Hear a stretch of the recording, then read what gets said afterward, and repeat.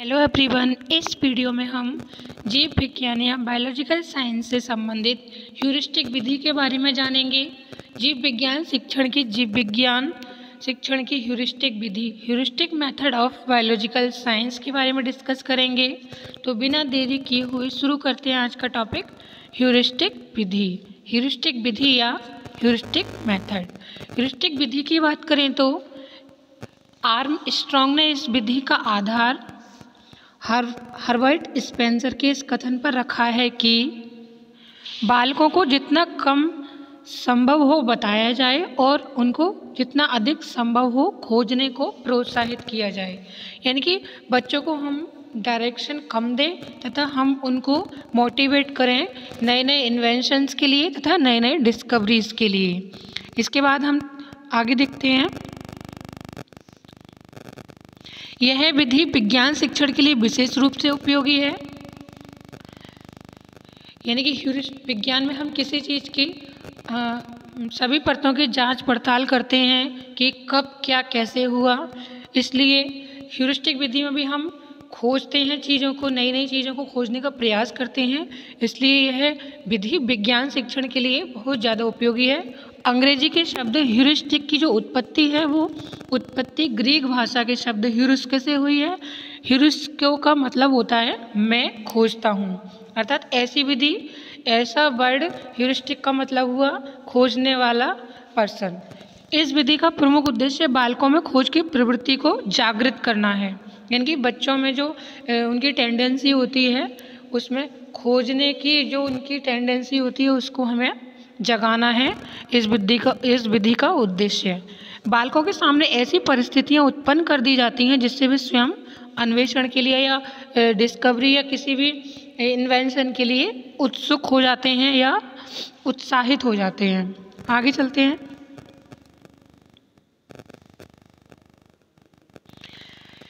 Heuristic विधि के उद्देश्य या एम्स ऑफ ह्यूरिस्टिक मेथड की बात की जाए तो ह्यूरिस्टिक विधि का उद्देश्य बालकों में वैज्ञानिक भावना को जन्म देना है। यानी कि बच्चों के मन में साइंटिफिक थॉट्स को हमें जगाना है।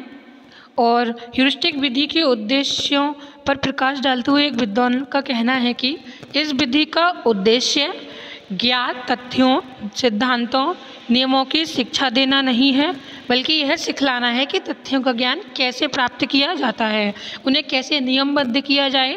दूसरे शब्दों में इस विधि का उद्देश्य बालकों में वैज्ञानिक प्रवृत्ति का विकास करना है, जिससे कि वे स्वयं देखना, सोचना, निर्णय करना तथा अपने विचारों को व्यक्त करना सीख जाएं। इन्होंने कहा है कि हमें बच्चों को कोई भी फैक्ट नहीं बताना है, बल्कि हमें बच्चों के अंदर वो थॉट्स पैदा करने हैं जिससे वो उनके पीछे की जांच पड़ताल कर सकें, ये समझ सकें कि ये थॉट या ये फैक्ट कैसे प्राप्त हुआ। तथा बंशीधर शास्त्री ने इसके बारे में लिखा है। बंशीधर शास्त्री ने अपने शब्दों में लिखा है कि इस विधि का उद्देश्य बालकों को अधिक निश्चित सत्य प्रिय आएगा यहाँ पे, सत्य प्रिय, सूक्ष्म निरीक्षण चिंतन, प्रति सहयोगी तथा परिश्रमी बनाना, आत्म शिक्षण की दृढ़ आधारशिला रखना तथा अन्वेषण वृत्ति को प्रोत्साहन देना। वास्तव में ह्यूरिस्टिक विधि का उद्देश्य अन्वेषण तथा वैज्ञानिक भावनाओं को महत्व देना है, ऐसा इन्होंने बताया। इसके बाद हम ह्यूरिस्टिक विधि की कार्यप्रणाली या फिर प्रोसीजर ऑफ ह्यूरिस्टिक मेथड की बात की जाए तो इस विधि में बालक के सामने कोई समस्या प्रस्तुत कर दी जाती है। यानी कि हम बच्चे के सामने कोई प्रॉब्लम्स रखते हैं और स्टूडेंट्स को उस प्रॉब्लम को सॉल्यूशन उसका करने के लिए उसे हम मोटिवेट करते हैं और बालक इस प्रकार से उस प्रॉब्लम को देखकर उसका सॉल्यूशन निकालने की कोशिश करते हैं। शिक्षक उन्हें समस्या हल करने के लिए उत्साहित करता है। प्रत्येक बालक को व्यक्तिगत रूप से कार्य करने की स्वतंत्रता दी जाती है। बालक समस्या पर कार्य केवल छात्र रूप में ही नहीं करते, बल्कि एक अन्वेषक यानी कि डिस्कवरर के रूप में भी करते हैं। वे अब समस्या का समाधान करने के लिए उसके विभिन्न अंगों का विश्लेषण करते हैं।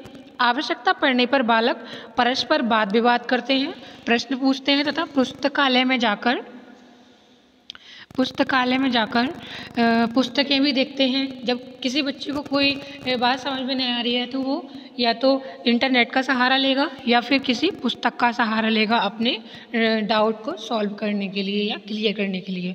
प्रयास यही किया जाता है कि बालक स्वयं अपनी बुद्धि द्वारा समस्याओं का समाधान करें तथा अपने अंदर खोज करने की प्रवृत्ति का विकास करें या अन्वेषण की प्रवृत्ति का विकास करें।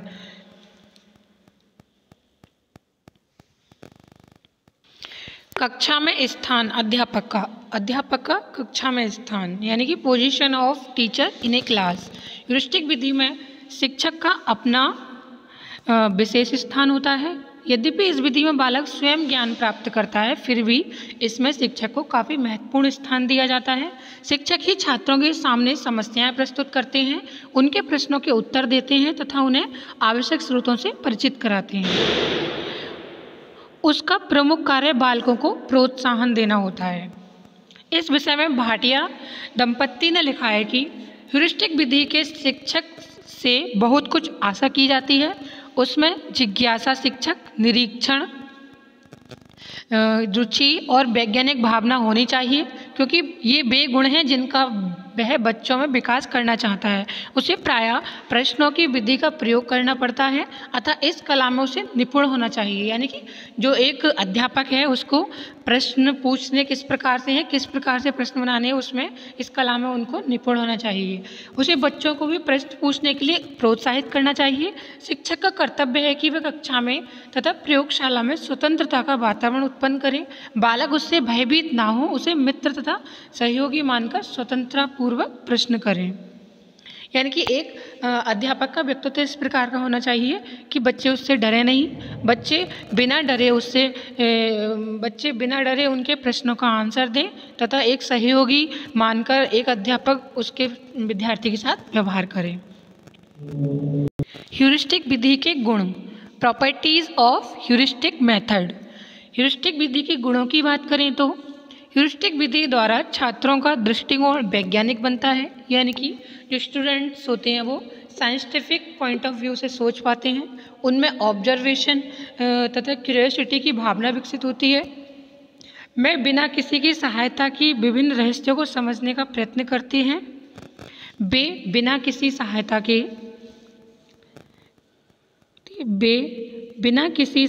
के विभिन्न रहस्यों को जानने का प्रयास करते हैं, जिससे उनके अंदर परीक्षण तथा निर्णय करने की शक्ति का दिन प्रतिदिन विकास होता है।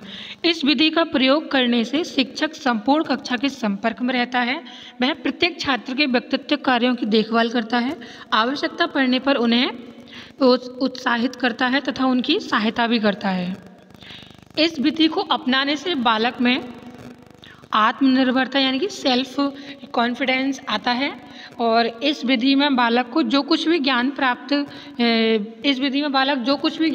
करता है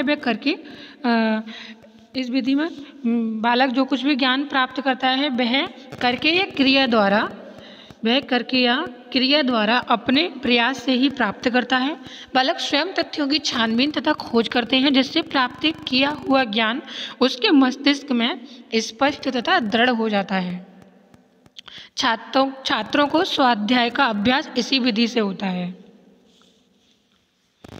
छात्रों को स्वाध्याय का अभ्यास भी इस विधि से होता है, यानी कि सेल्फ स्टडी। बालक विभिन्न समस्याओं को हल करने के लिए पुस्तकें पढ़ते हैं तथा मनन करते हैं। उन्हें कठोर परिश्रम का अभ्यास करना पड़ता है। इस प्रणाली को अपनाने से छात्रों का दृष्टिकोण जो होता है वो तार्किक बनता है। यानी कि बच्चे लॉजिकल सोच सकते हैं, क्रिटिकल सोच सकते हैं। वे किसी भी विचार को बिना परखे स्वीकार नहीं करते। परस्पर वाद विवाद उनमें तार्किकता की भावना का विकास करती है। इस विधि में छात्र समस्त कार्य कक्षा में ही समाप्त कर देते हैं, अतः गृह कार्य की समस्या ही नहीं उठती है। इस विधि में प्रमुख विशेषता विषयों को बोधगम्य तथा सरल बना देना है। इसमें अध्यापक विभिन्न उपयोगी शिक्षण सूत्रों का प्रयोग करता है, जिससे विषय काफ़ी सरल बन जाता है। ह्यूरिस्टिक विधि के दोष या डीमेरिट्स की बात की जाए तो इस विधि का प्रयोग उच्च कक्षा में यानी कि जो हायर क्लास के स्टूडेंट हैं उन्हीं के साथ सक्सेसफुली किया जा सकता है। प्राइमरी स्टूडेंट्स के साथ इनको नहीं बताया जा सकता, क्योंकि प्राइमरी शिक्षा में अध्यापक स्वयं छात्रों को बहुत कुछ बताता है। यह अवस्था ऐसी होती है इसमें प्रत्येक बात प्रयोग करके नहीं समझाई जा सकती, यानी कि प्राइमरी कक्षा के बच्चों को प्रत्येक बार बात प्रयोग करके नहीं समझाई जा सकती, इसलिए हम उनके लिए ह्यूरिस्टिक विधि का यूज नहीं कर सकते। अल्पायु के बालकों से यह आशा करना कि स्वयं तिथियों की छानबीन करके निष्कर्ष निकाल लें, ये असंभव सी बात लगती है। इस विषय में एक विद्वान ने लिखा है कि इनका कथन उल्लेखनीय है कि सभी लोगों में अन्वेषक बहुत कारक बनने की शक्ति भी नहीं होती। यानी कि इन्होंने कहा था कि सभी लोगों में अन्वेषक व आविष्कारक बनने की शक्ति भी नहीं होती, आविष्कारक बनने की शक्ति भी नहीं होती। यह शक्ति तो केवल कुछ में ही होती है। आविष्कार का मस्तिष्क परिपक्व रहता है, वह किसी समस्या के सभी पहलुओं पर संतोषजनक रूप से विचार कर सकते हैं, तथा बालक का मस्तिष्क अबोध रहता है, वह किसी समस्या को सभी दृष्टिकोण से देखने में समर्थ नहीं होता। एक विद्वान ने कहा है कि ये जो अन्वेषक और आविष्कारक बनने की शक्ति होती है वो हर किसी स्टूडेंट में नहीं होती है, किसी विशिष्ट स्टूडेंट में ही होती है। तो इस प्रकार हम जब सभी प्रकार के स्टूडेंट पर ह्यूरिस्टिक मेथड का यूज करते हैं तो वो उनको सही नहीं लगती। इसके बाद देखते हैं, ह्यूरिस्टिक विधि में बालक से आशा की जाती है कि वे स्वयं ज्ञान प्राप्त कर ले, परंतु सब कुछ बालक पर छोड़ देने से भी हानि होने की संभावना बनी रहती है, क्योंकि बालक स्वयं भी गलत निष्कर्ष निकाल लेते हैं। विधि में पाठ्य पुस्तकों का अभाव होता है। इस विधि में हम बच्चे पाठ्य पुस्तक का उपयोग कम करते हैं, इसलिए पाठ्य पुस्तकों से बच्चे दूर हो जाते हैं। पाठ्य पुस्तकों के अभाव में इस विधि का उपयोग ठीक से नहीं हो पाता। तथ्यों की खोज नहीं समझने के पर्याप्त समय नहीं होता, अवकाश की आवश्यकता होती है, लेकिन यह विधि जो होती है 30 या 40 मिनट की होती है, तो इसमें बच्चे इतनी आसानी से किसी तथ्य को नहीं खोज पाते। ह्यूरिस्टिक विधि में पाठ्यपुस्तकों का अभाव होता है, तथ्यों को खोजने तथा समझने के लिए पर्याप्त समय का अवकाश की आवश्यकता होती है, परंतु 35 या 40 मिनट के अल्प समय में क्या बालक तथ्यों की खोज कर सकेंगे, यह विचार करने की बात है। सिंह तथा शास्त्री के शब्दों में, जो तथ्य एवं सिद्धांत आज हमें अत्यधिक सरल प्रतीत होते हैं, उनकी खोज में मानवता को सैकड़ों वर्ष लग गए थे। उनकी खोज बालक छोटे छोटे घंटों में कर डालें, यह कैसे हो सकता है।